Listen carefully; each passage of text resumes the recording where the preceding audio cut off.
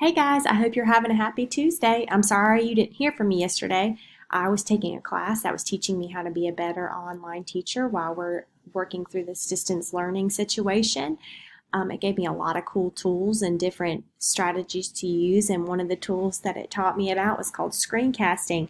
And what it does is it lets me record what I'm doing on my computer so I can show you what's going on and I can give you a lesson this way because sometimes it's hard to have anchor charts and try to use my phone and hold it up, and it's just too much. So this is a cool tool and I'm really excited about it. I found this website that lets you play with pattern blocks and manipulate them and move them around, which is great because this is a great tool for us to use while we're starting our new math concept this week. The last couple of weeks we were talking about shapes. We were talking about polygons and different kinds of polygons. And we talked about counting the different sides and angles of shapes to figure out what the shapes were called.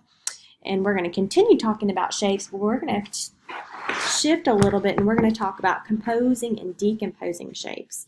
And when we say the word composing, we are talking about creating or making something new.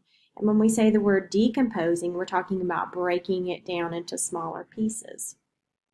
So what I want us to look at first is I want us to look at these polygons that I have up here on my computer.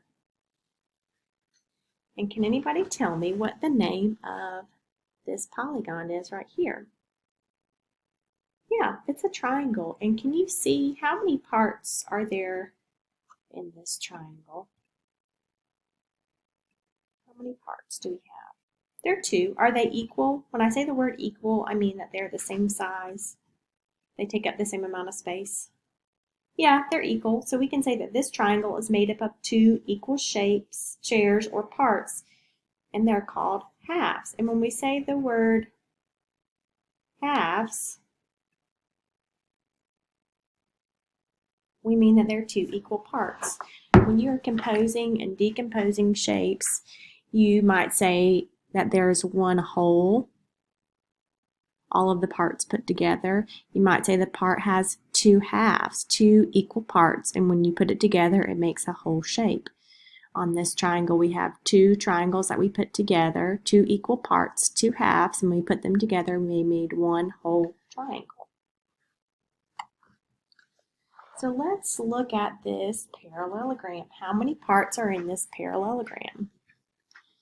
How many equal parts? Yeah, there's two equal parts in this parallelogram. One and two. Are they the same size and the same shape? Yep, they're the same size and the same shape, so they're equal halves, they're equal parts. Two halves make one whole parallelogram. Let's talk about this square right here. How many equal parts do you see in this square? That's right, there are two equal parts in this square, and those equal parts are called halves. Two halves make a whole. Now let's see, let's try putting together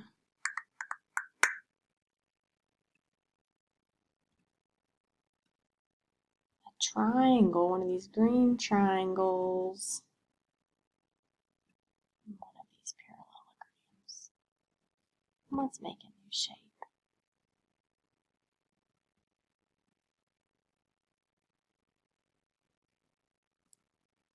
So we put together one of the green triangles and the blue parallelogram, and we made a new shape. We made a rhombus. Are these two parts the same size? Are they equal? No, they're not. The triangle is much smaller than this shape. They're not. They're two parts, but they're not equal and they're not the same size. To be halves, two parts must be equal in size, which means they take up the same amount of space. Now let's look at a hexagon. Let's get rid of these.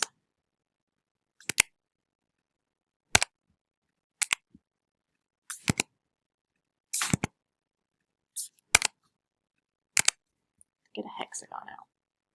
So here's our hexagon. Let's count the sides and make sure it's a hexagon. 1, 2, 3, 4, 5, 6. So with our hexagon, is there a smaller polygon that we can use to cover half of the hexagon? Can we use one of these smaller polygons to cover half of the hexagon? Let's look and see. Do you see one? Yeah. We can use this trapezoid. This one trapezoid covers half of the hexagon. What would happen if we put two trapezoids together?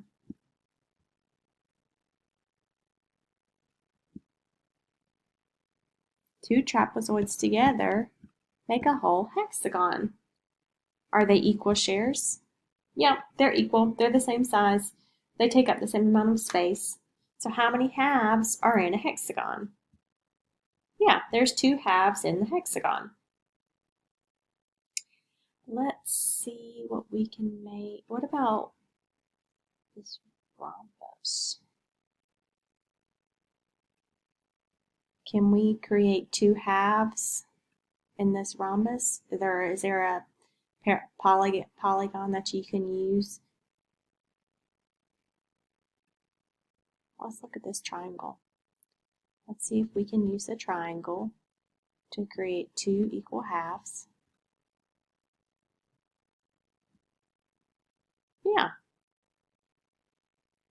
Now it has two equal parts, two halves of these green triangles put together can make a rhombus.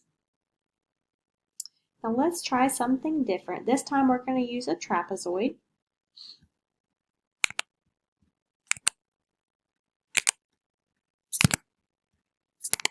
Here it is. Here's our trapezoid. Now let's see if we can cover it with the equilateral triangles. Those are these green ones. When we say equilateral, you hear that word equal at the beginning? It means all of the sides are equal. This is an equilateral triangle. All the sides are the same. How many equilateral triangles can we use to cover up or create a whole trapezoid?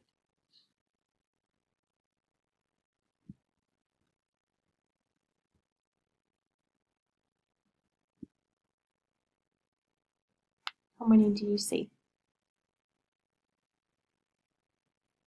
Yeah, 1, 2, 3. These three equilateral triangles can be used to cover up the trapezoid. Are these shapes equal in size? Yes. How many equal shares compose a whole trapezoid? How many equal shares of this triangle can we use to compose a whole trapezoid? 3. That's right, 3. We call 3 equal shares or parts thirds. Let's look at our anchor chart. Well, we don't have thirds on here, but it's okay.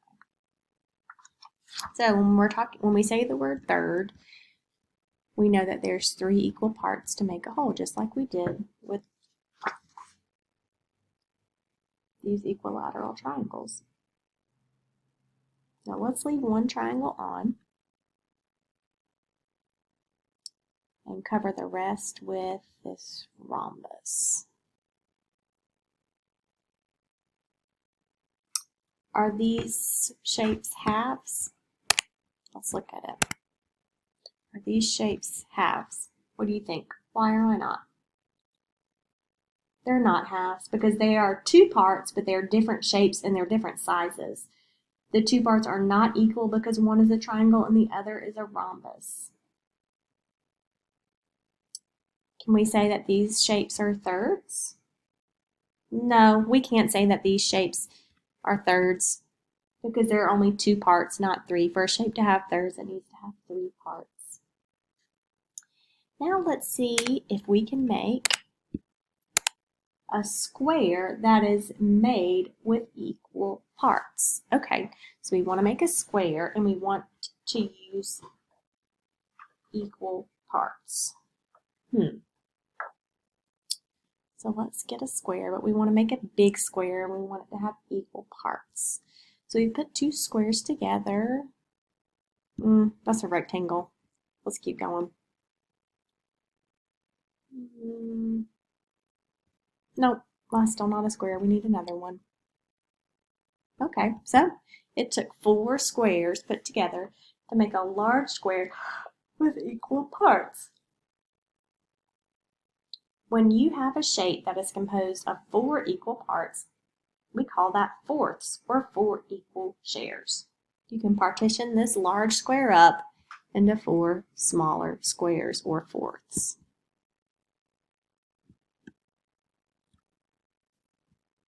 Four equal parts. Okay, guys, I think that is all I have for our lesson today.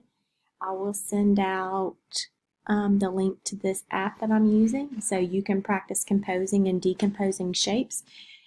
When you are working with shapes on your paper, it can be kind of hard, and I know you don't have pattern blocks in front of you, so this app might help. I want you to think about the shape that you're trying to make, the shape that you're trying to compose. I want you to think about how many equal parts or equal shares you need to create a whole shape or a whole part. If you have any questions, tell your grown-up to shoot me a text, shoot me an email, and I'd be happy to help you. Hope to see you soon. Bye.